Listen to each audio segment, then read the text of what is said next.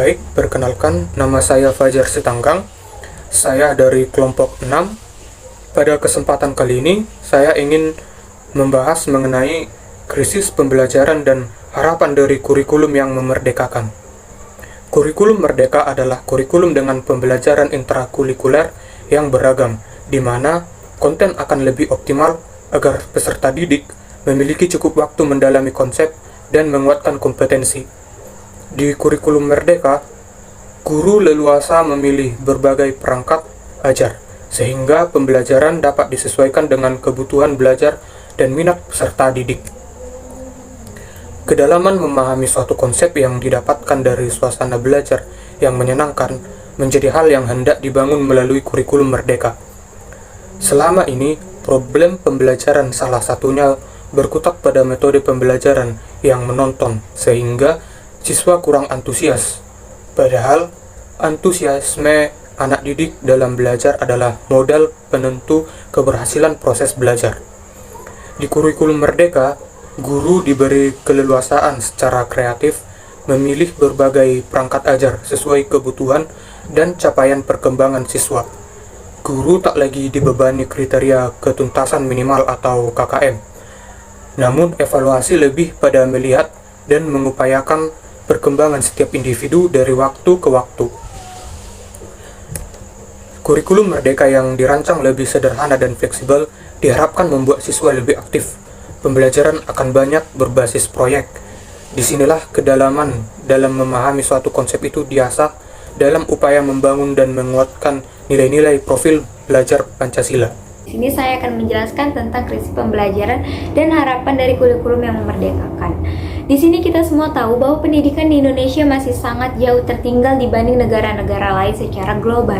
Berbagai hasil riset menyatakan bahwa kompetensi siswa di Indonesia di tingkat global masih berada di level bawah. Pembelajaran cenderung masih sekedar membuat anak didik bisa membaca. Sedangkan kemampuan yang diperlukan zaman sekarang seperti berpikir kritis dan menginterpretasi. Kemampuan tersebut masih minim di Indonesia. Masalah tersebut ditambah dengan persoalan learning loss karena pandemi COVID-19 selama 2-3 tahun terakhir. Hal tersebut membuat Indonesia mengalami krisis pembelajaran. Anak-anak kehilangan pembelajaran, bahkan minat antusias belajar semakin terkikis. Di tengah berbagai masalah tersebut dibutuhkan suatu perubahan. Maka Mendikbudristek Bapak Nadiem Karim meluncurkan kurikulum merdeka dan platform Merdeka Mengajar pada 11 Februari 2022. Kurikulum merdeka adalah metode pembelajaran yang mengacu pada pendekatan minat dan bakat peserta didik. Salah satu tujuan kurikulum merdeka adalah mengajar ketertinggalan pembelajaran yang disebabkan oleh pandemi COVID-19 dan agar pendidikan di Indonesia bisa seperti di negara maju yang mana siswa diberi kebebasan dalam memilih apa yang diminatinya dalam pembelajaran. Selama ini problem pembelajaran salah satunya pada metode pembelajaran yang monoton sehingga siswa kurang antusias, padahal antusiasme anak didik dalam belajar adalah modal penentu keberhasilan proses belajar. Dengan adanya kurikulum merdeka diharapkan mampu mengembangkan kompetensi peserta didik. Hal ini menjadi keunggulan tersendiri di mana kurikulum ini lebih menetapkan pada kebebasan peserta didik. Kurikulum ini juga memudahkan para guru dalam memberikan pembelajaran peserta didik. Nah, yang selanjutnya, pada kurikulum merdeka terdapat prinsip yang tidak ada pada kurikulum sebelumnya, yaitu profil pelajar Pancasila. Semua kegiatan harus menuju pencapaian profil pelajar Pancasila. Kegiatan itu adalah budaya sekolah, intrakurikuler, proyek penguatan profil pelajar Pancasila, dan ekstrakurikuler.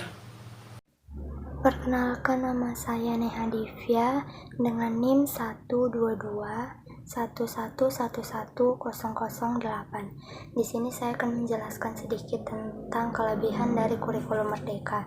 Nah, yang pertama itu sederhana tetapi lebih fokus, yang berarti penerapan kurikulum ini membuat murid lebih fokus pada pramateri yang esensial dan mengembangkan kompetensi dari murid itu sendiri. Dan itu bisa dilihat ya dari penyampaian bahan ajar yang tidak terburu-buru, singkat, tetapi bermakna dan sangat mendalam. Kemudian yang kedua itu ada lebih merdeka, ya, sesuai nama kurikulumnya, yaitu kurikulum merdeka, yang berarti dia bersifat lebih merdeka.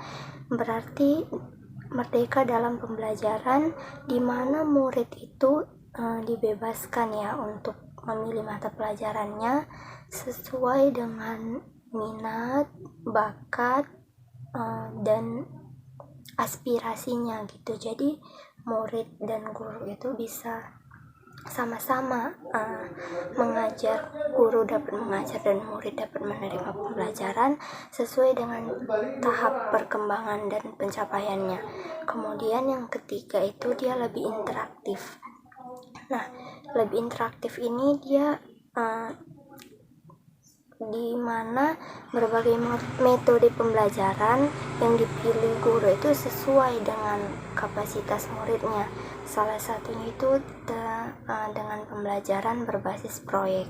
Nah, itu memberikan kesempatan bagi murid-murid untuk mengeksplorasi isu-isu yang berkaitan dengan lingkungan, terus kesehatan, dan lain-lainnya yang berhubungan dengan mata pelajaran.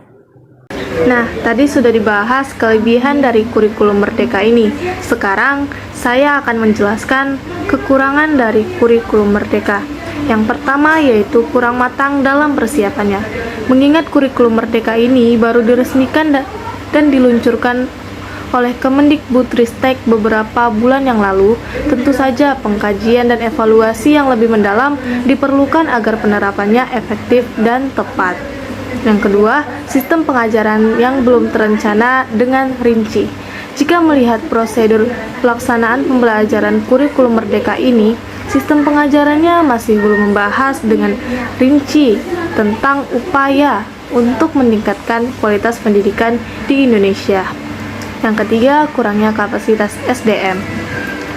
Persiapan pembelajaran yang sesuai dengan kurikulum merdeka membutuhkan waktu yang cukup untuk mempersiapkannya, serta kemampuan guru yang mumpuni. Dengan diresmikannya kurikulum merdeka ini, tentu saja pihak pemerintah harus mensosialisasikan mengenai kurikulum baru ini dan melakukan persiapan yang matang.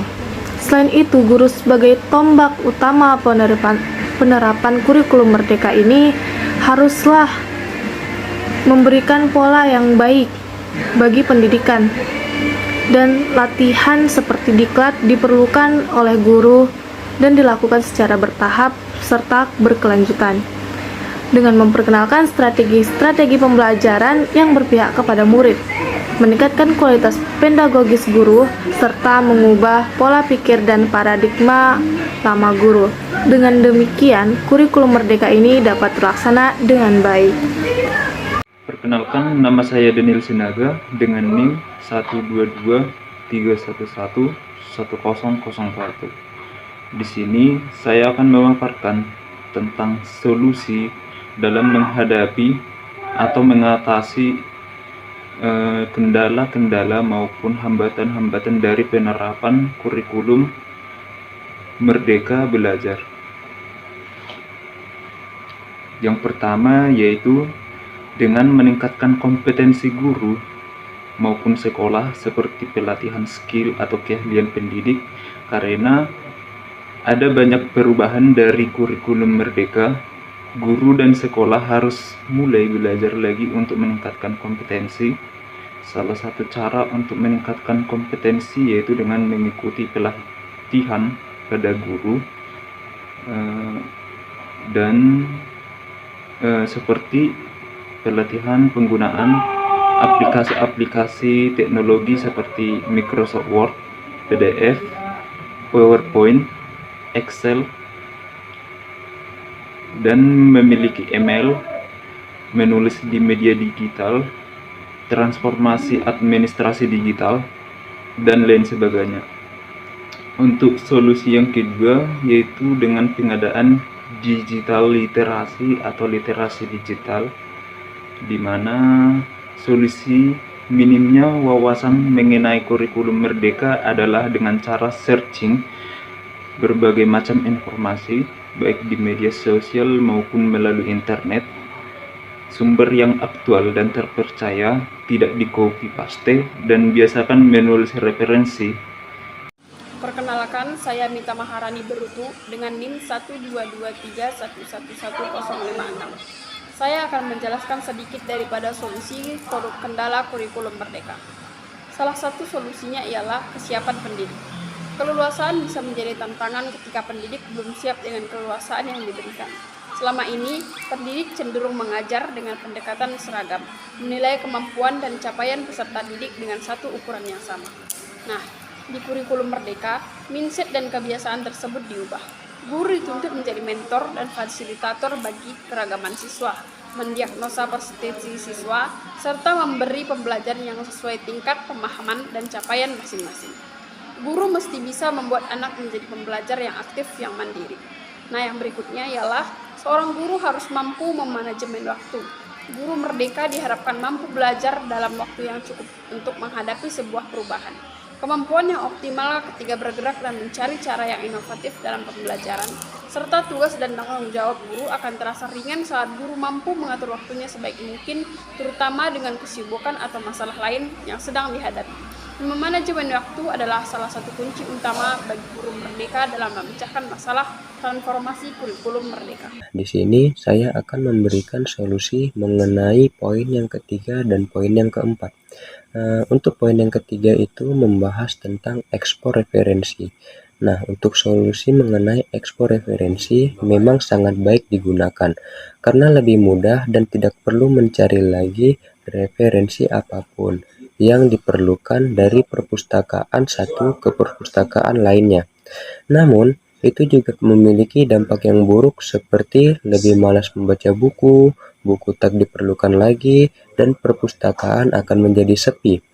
Terlebih lagi bagi guru yang mengajar di pendalaman pasti akan sangat sulit karena tidak adanya akses internet untuk membuka Google Scholar, dan juga pasti akan susah mengikuti webinar dan pelatihan lainnya. Nah, dan juga bagi guru yang sudah berumur itu akan sangat susah bagi mereka untuk mengaksesnya karena ketidaktahuan akan perihal internet yang terus berkembang. Nah, untuk poin yang keempat yaitu membahas tentang akses pembelajaran. Di sini saya akan memberikan solusi mengenai akses pembelajaran. Adapun solusinya, akses pembelajaran masih belum cukup baik untuk saat ini, terlebih lagi pada saat COVID-19, di mana akses belajar hanya mengandalkan jaringan dan media elektronik seperti HP dan laptop, di mana itu sangat menyulitkan bagi anak-anak yang berada di pendalaman dan bagi anak-anak yang kurang beruntung dalam persoalan ekonomi. Untuk itu diharapkan pemerintah terus memberikan dan memperhatikan akses internet di pendalaman dan memberikan bantuan terhadap anak-anak yang memiliki ekonomi yang rendah. Itu akan berpengaruh agar semua anak tetap dapat belajar dengan baik dan pendidikan di Indonesia terus berkembang dan tidak ada ketimpangan yang terjadi antar pendidikan di kota maupun di desa.